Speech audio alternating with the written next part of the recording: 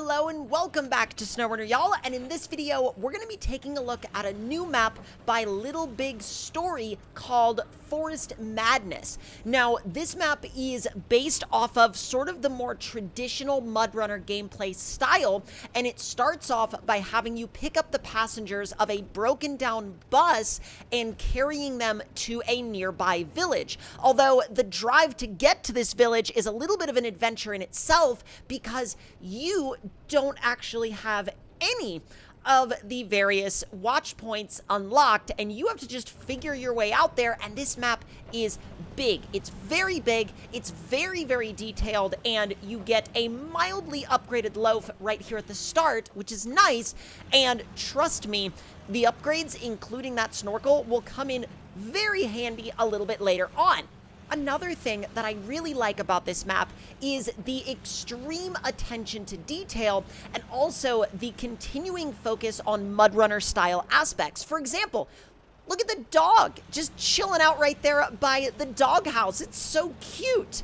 Although I don't think it's Beans, because if it was Beans, it would be a dachshund. Although, I don't know. I mean, maybe every dog in the Runner series that we see is just Beans, or I don't know. Let me know in the comment section down below if Beans just applies as a universal term to like every dog that we find in the Runner series, or if Beans is like exclusively just the dachshund that you can actually put up on the dash. I don't know. I know it's a very odd question, but let me know in the comments below.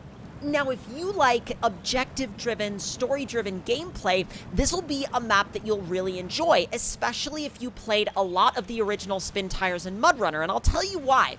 Because from the moment you drop in, you are already immersed in the objectives of this map. I mean, you already start out on your journey to the first drop-off point, only to find out that you have to trek all the way back, and you don't even have a garage yet. So if you, let's say, break down or bust up the suspension or you swamp the vehicle, congratulations, you're starting all the way back over. So, and that's not even with this being played in hard mode.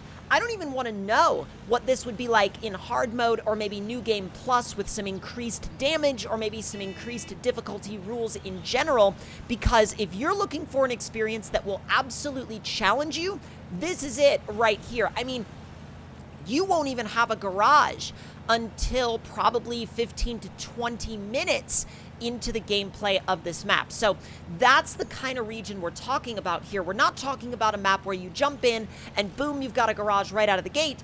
We're talking about 15 to 20 minutes of gameplay before you even think about getting access to a garage. And even when you do gain access to a garage, your options are still sort of limited because your knowledge is also limited. And the way your knowledge is limited by the watch points and also the way the map is laid out, it does that sort of, I don't want to call it a MudRunner thing because it's been a thing longer than MudRunner, but that OG SpinTires thing and MudRunner thing in map design, where the areas that they're telling you to go, if you go in what you think is the correct direction, you'll actually just take yourself around the objective and not to it. So it definitely promotes not only exploration, but it also makes you a little bit suspicious of the routes in general. And I think that's kind of a hallmark of some of the older games in this series. Now, in SnowRunner, at least the vanilla maps in SnowRunner, I think a lot of the pathways have this sort of dynamic where they're fairly laid out in a way that promotes following certain roads, right? It's like you can kind of trust in your mind that if I follow this road long enough, I'll probably get to the general area that the objective is showing up at. However, with maps designed in this style, this more classic SpinTires and MudRunner style, the roads and the objectives, or rather the direction that the road goes versus the location of the objective, or rather your perceived, I'm pretty sure it's perceived location of the objective, those don't always line up, and then you'll end up just driving past it. And when you do that, then you have to backtrack, and then you have to sometimes just drive through the woods, and it really puts you in this headspace of having no idea where you are, but not necessarily in a bad way. So if that sort of gameplay style is of your liking, you'll love what you find here. You'll absolutely love what you find here.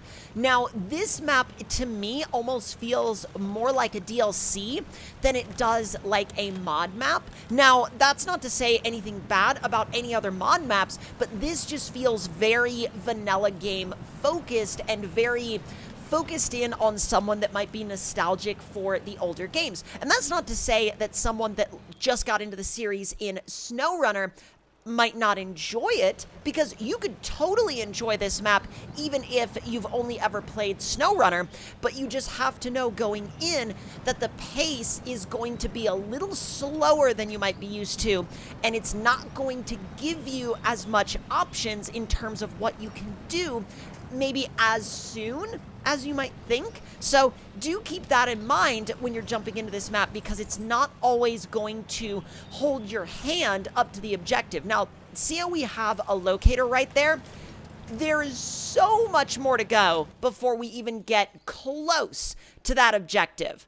Now, at this point in the map, I was kind of trying to figure out what my approach strategy was going to be to this next part, because you have to go over a couple of sets of train tracks, and then once you get over the train tracks, then you have to figure out whether or not you're going to go through this village or this logging area or through the woods.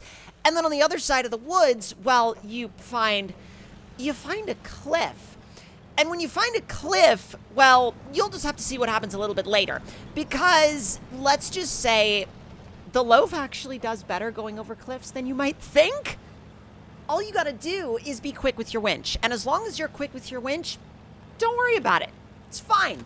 It's always totally fine. Just don't hit these train tracks too fast, because if you do that, well, your suspension is going to, it's gonna split into a million pieces, and it's just gonna, it's gonna die painfully, basically. And then you will have to restart the map and restart the task, and you don't want to do that either. Trust me, I've done it enough to know that that's not fun.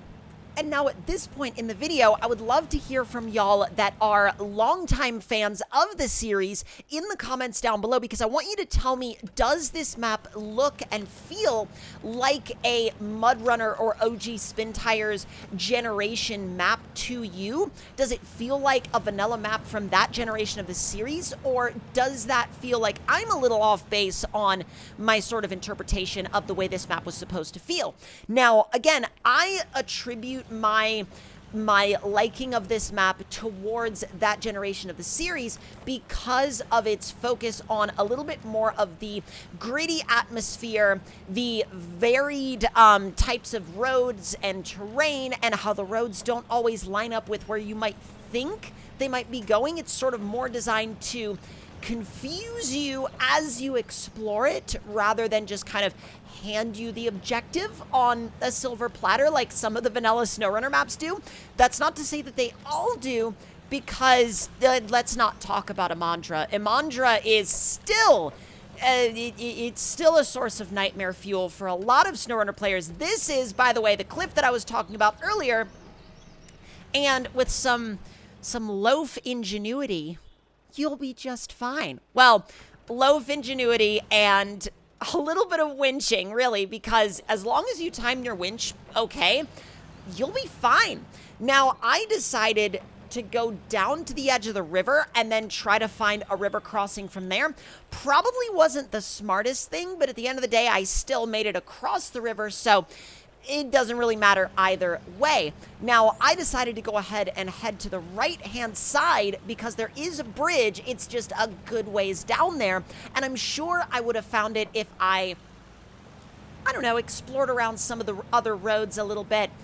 But I didn't really think that that was the best course of action, because I was really worried I was going to get turned around and then go the opposite way, and then, wind up spending a lot more time looking around for the objective or looking around for the right road than I wanted to. And so that's why I kind of just struck out into the middle of nowhere and tried to find it that way.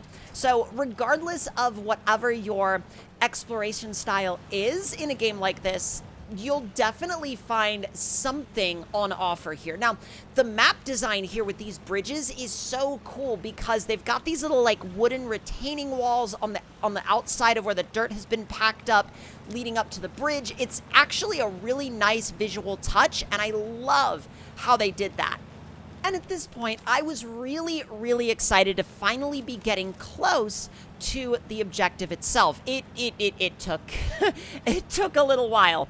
And not only did it take a little while, but I was always like, I don't know why I was so worried for the duration of this drive that it was just going to turn into me taking a wrong turn over and over and over and over again. But eventually, you'll make your way down to where you need to be, and all will be fine from there. And then I winged to this power pole for no apparent reason and just decided that it was better to drive up here on the embankment rather than down on the road. And to be honest, I mean, it probably wasn't all that bad of an idea until I actually ran into one of the power poles, and then that's kind of what you don't want to do. But we finally found the village, and it started to snow, and it just had this really atmospheric quality to it. And again, it reminded me of that MudRunner vibe, and so did it with this bulldozer chilling right there, because I saw that bulldozer and I was immediately like, oh, that's MudRunner vibes all over again. So we're closing in on the objective. The bus stop is right up here. We're going to drop the people off. And as you can see, again, with all of these details, there's actually a cat chilling out in the bus stop. Like, what? Although I wanted to put them in the van because I couldn't help but think that they were cold out in the snow like that. But as you can see, this kicks off the second stage of this task where you actually have to drive all the way back to whereabouts you started. And so thus starts our trek back. Now, with all of that being said, though, let me know in the comments down below if you enjoyed our first look at this map. I know I definitely enjoyed checking it out, and I would love to play more of it in the future.